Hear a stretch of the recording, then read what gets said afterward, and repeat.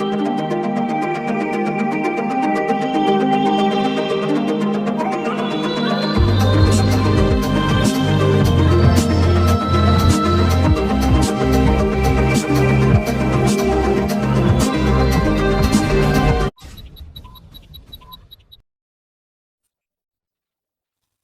मित्रों, अपने चैनल में सभी श्रोताओं का स्वागत करता हूं।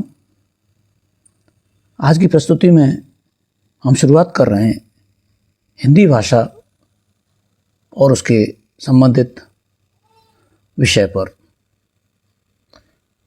प्रथम अंक में हिंदी भाषा का जन्म, उद्गम, प्राचीन हिंदी, आदिकालीन हिंदी, मध्यकालीन से आगे बढ़ते हुए क्रमशः विभिन्न वीडियो में इसकी प्रस्तुति की जाएगी।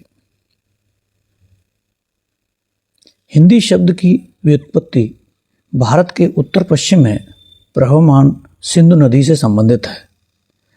विदित है कि अधिकांश विदेशी यात्री और आक्रांता उत्तर पश्चिम सिंह द्वार से ही भारत आए। भारत में आने वाले इन विदेशियों ने जिस देश के दर्शन किए वह सिंधु का देश था। ईरान अर्थात फारस के साथ भारत के बहुत प्राचीन काल से ही संबंध थे और ईरानी सिंधु को हिंदू कहते थे। सिंधु हिंदू स और ह इन दोनों का परिवर्तन होते होते हिंदू से सिंधु से हिंदू और हिंदू से हिंद बना और फिर हिंद में फारसी भाषा के संबंध कारक प्रत्यय ई लगने से हिंदी बन गया। हिंदी का अर्थ है हिंद का। इस प्रकार हिंदी शब्द की उत्पत्ति हिंद देश के निवासियों के अर्थ में हुई। आगे चलकर यह शब्द हिंद की भाषा के अर्थ में प्रयुक्त होने लगा।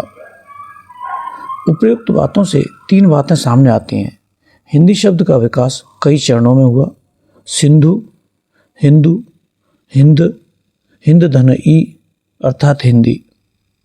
इस प्रकार हिंदी शब्द मूलतः फारसी का है, न कि हिंदी भाषा का। यह ऐसे ही है जैसे बच्चा एक घर में जन्म हो और उसका नामकरण उसके पड़ोसी करें। हालांकि कुछ कट्टर हिंदी प्रेमी हिंदी शब्द की व्युत्पत्ति विभिन्न प्रकार से दिखाने की कोशिश करते हैं जो तुष्टिकरण है। चूंकि इन व्युत्पत्तियों के प्रमाण कम, अनुमान अधिक हैं, इसलिए सामान्यतः इन्हें स्वीकारा नहीं जाता। हिंदी शब्द के दो अर्थ हैं।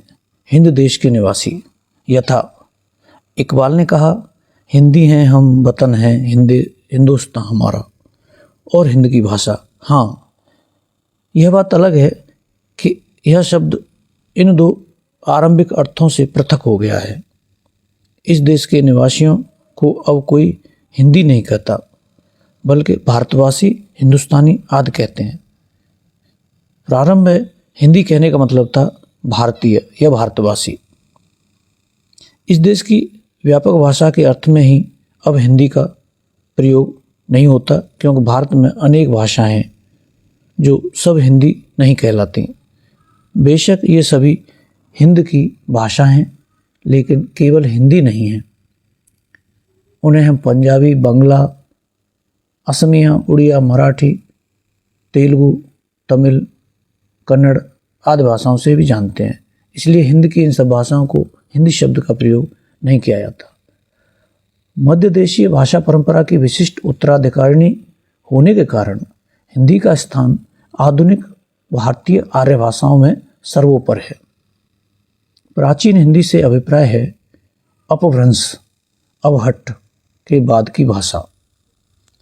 हिंदी का आदिकाल हिंदी का शिशुकाल है। यह वह काल था जब अपभ्रंश, अवहट्ठ का प्रभाव हिंदी भाषा पर मौजूद था और हिंदी की बोलियों के निश्चित व स्पष्ट स्वरूप विकसित नहीं हुए थे। प्रमुख रचनाकार। हिंदी शब्द भाषा विशेष का वाचक नहीं है, बल्कि यह भाषा समूह का नाम है। हिंदी जिस भाषा समूह का नाम है उसमें आज के हिंदी प्रदेश क्षेत्र की 5 उपभाषाएं तथा 17 बोलियां शामिल हैं। बोलियों में ब्रजभाषा, अवधी एवं खड़ी बोली को आगे चलकर मध्यकाल में महत्वपूर्ण स्थान प्राप्त हुआ। ब्रजभाषा। प्राचीन हिंदी काल में ब्रजभाषा अपभ्रंश अभट्ट से ही जीवन रस लेती रही। अपभ्रंश अभट्ट की रचनाओं में ब्रजभाषा के फूटते हुए अंकुर को देखा जा सकता है। ब्रजभाषा साहित्य का प्राचीनतम उपलब्ध ग्रंथ सुधीर अग्रवाल का प्रद्युम्न चरित, जो कि वर्ष 1354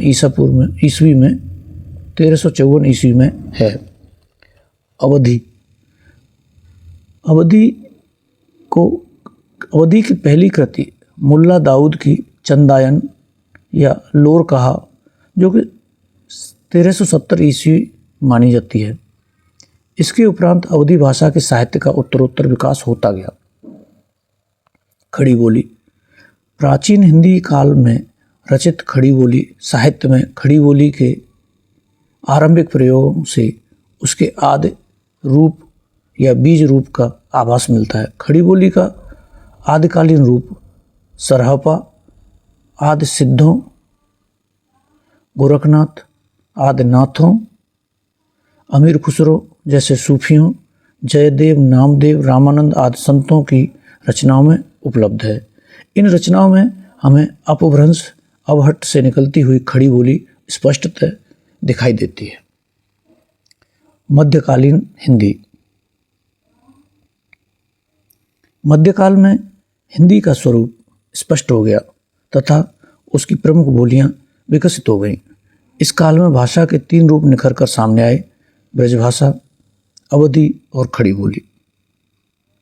ब्रजभाषा और अवधी का अत्यधिक साहित्यिक विकास हुआ तथा तत्कालीन ब्रजभाषा साहित्य को कुछ देशी राज्यों का संरक्षण भी प्राप्त हुआ। इनके अतिरिक्त मध्यकाल में खड़ी बोली के मिश्रित रूप का साहित्य में प्रयोग होता रहा। खड़ी बोली का 14वीं सदी में दक्षिण में प्रवेश हुआ, अतः वहाँ इसका साहित्य में अधिक प्रयोग हुआ। 18वीं सदी में खड़ी बोली को मुसलमान शासकों का संरक्षण मिला और इसके विकास को नई दिशा मिली। प्रमुख रचनाकार। ब्रजभाषा हिंदी के मध्यकाल में मध्य देश की महान भाषा परंपरा के उत्तरदायित्व का पूरा निर्वाह ब्रजभाषा ने किया। यह अपने समय की परनिष्ठित व उच्च कोटि की साहित्यिक भाषा थी, जिसको गौरवान्वित करने का सर्वाधिक श्रेय हिंदी के कृष्ण भक्त कवियों को है। पूर्व मध्यकाल अर्थात भक्तिकाल में कृष्ण भक्त कवियों ने अपने साहित्य में ब्रजभाषा का चरम विकास किया। पुष्टमार्ग शुद्धाद्वैत संप्रदाय के सूरदास, जिन्होंने सूरसागर लिखा, नंददास, निम्बार्क संप्रदाय के श्री भट्ट, चैतन्य संप्रदाय के गदाधर भट्ट, राधा वल्लभ संप्रदाय के हित हरिवंश, श्री कृष्ण की बांसुरी के अवतार एवं संप्रदाय निरपेक्ष कवियों में रसखान, मीराबाई आदि प्रमुख कृष्ण भक्त कवियों ने ब्रजभाषा के साहित्यिक विकास में अमूल्य योगदान दिया। इनमें सर्व प्रमुख स्थान सूरदास का है, जिन्हें अष्टछाप का जहाज कहा जाता है।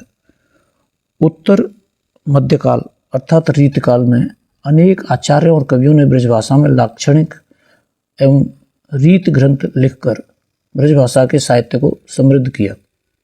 रीतबद्ध कवियों में केशवदास, चिंतामणि, मत्तराम, सेनापति, देव, पद्माकर आदि रीत सिद्ध कवियों में बिहारी, रसनिधि आदि तथा रीतमुक्त कवियों में घनानंद, आलम, ठाकुर, बोधा, दुजदेव आदि प्रमुख हैं।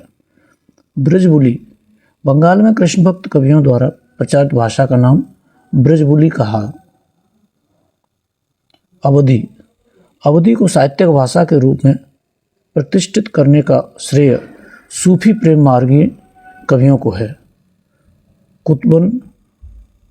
कुतुबन मृगावती, जायसी पद्मावत, मंजन मधुमालती, आलम माधवानल कामकंदला, उस्मान चित्रावली, नूर मोहम्मद इंद्रावती, कासिम शाह हंस जवाहिर, शेख निसार यूसुफ जुलेखा, अली शाह प्रेम चिंगारी आदि सूफी कवियों ने अवधी को साहित्यिक गरिमा प्रदान की।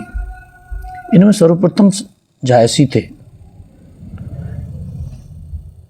इनमें सर्वप्रमुख मलिक मोहम्मद जायसी थे। अवधी को राम भक्त कवियों ने अपनी अभिव्यक्ति का माध्यम बनाया। विशेषकर तुलसीदास ने रामचरितमानस की रचना बैसवाड़ी अवधी में कर अवधी भाषा को जिस साहित्यिक ऊंचाई पर पहुंचाया वह अतुलनीय है। मध्यकाल में साहित्यिक हिंदी का चरमोत्कर्ष दो कवियों में मिलता है, जायसी और तुलसीदास में। जायसी के यहाँ जहाँ अवधी का ठेठ ग्रामीण रूप मिलता है, वहाँ तुलसी के यहाँ अवधी का तत्सम मुखी रूप। गोहारी गोयारी बंगाल में सूफियों द्वारा प्रचारित अवधी भाषा का नाम गोहारी या गोयारी है। खड़ी बोली मध्यकाल में खड़ी बोली का मुख्य केंद्र उत्तर से बदलकर दक्कन में हो गया। इस प्रकार मध्यकाल में खड़ी बोली के दो रूप हो गए, उत्तरी हिंदी व दक्षिणी हिंदी। खड़ी बोली का मध्यकालीन रूप कबीर, नानक, दादू, मलुकदास, रज्जब आदि संतों, गंग की छंद वर्णन की महिमा, रहीम के मदनाष्टक, आलम के सुदामा चरित, जटमल की गोरा बादल की कथा, वली, सौदा, इंसा, नज़ीर आदि दक्कनी और उर्दू के कवियों कुतुमशम 17वीं सदी, संत प्राणनाथ के कुलज स्वरूप आदि में मिलता है।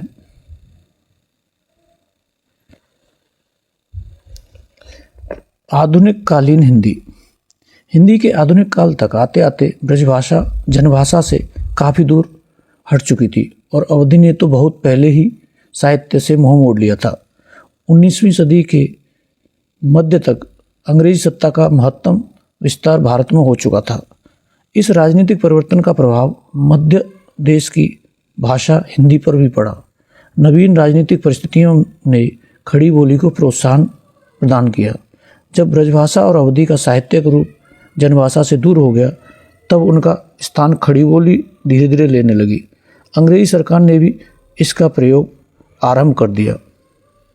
हिंदी के आधुनिक काल में प्रारंभ में एक ओर उर्दू का प्रचार होने और दूसरी ओर काव्य की भाषा ब्रजभाषा होने के कारण खड़ी बोली को अपने अस्तित्व के लिए संघर्ष करना पड़ा। 19वीं सदी तक कविता की